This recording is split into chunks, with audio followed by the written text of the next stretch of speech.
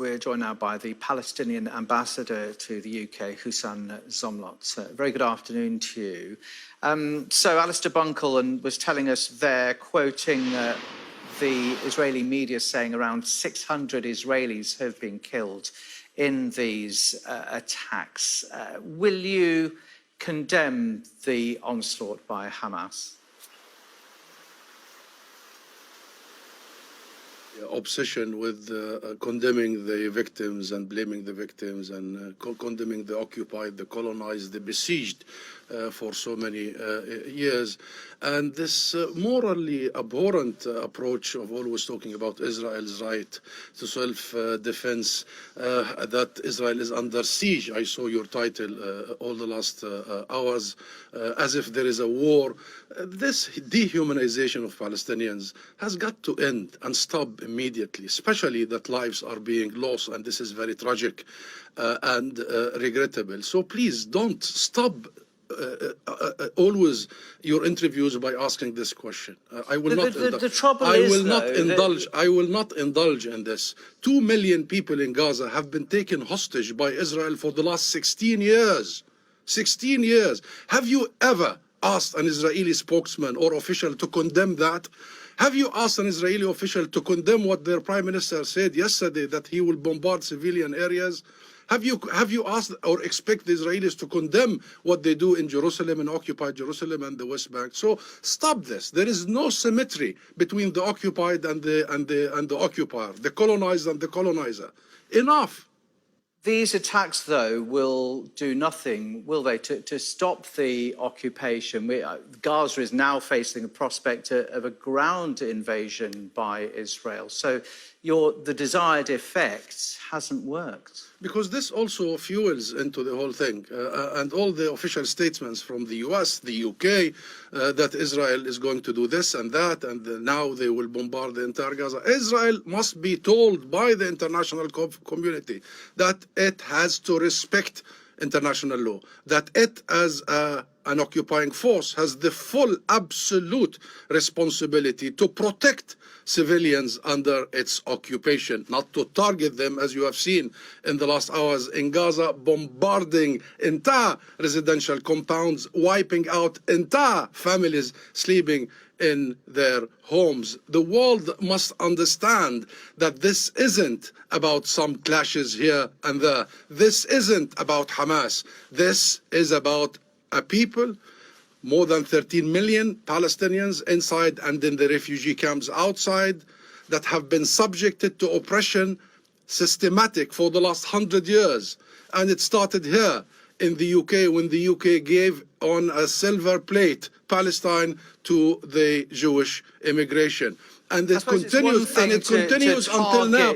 It continues, Nick, it continues, this denial that our people are fighting for their lives. Literally, I called my nephew this morning. My sister lives in Gaza. I called her, and then my nephew picked the phone, and he said, "Uncle, you know what? We're dying anyway." So this is the situation in Palestine right now, and the world is responsible in having my nephew thinking this way and having 13 million people in Gaza, Ambassador, are people in Gaza now braced for what might happen? What has been happening for them for the last so many decades is horrible, is unimaginable, is unbelievable. This is the biggest open-air prison on earth. And every once in a while, Israel visits them with its fire, huge fire, from air, from sea, from land, killing thousands. They are unable to travel, to work, to hope, to aspire for anything. You're talking about generations, Nick, generations. And should I tell you about the people in the occupied West Bank? It's even worse.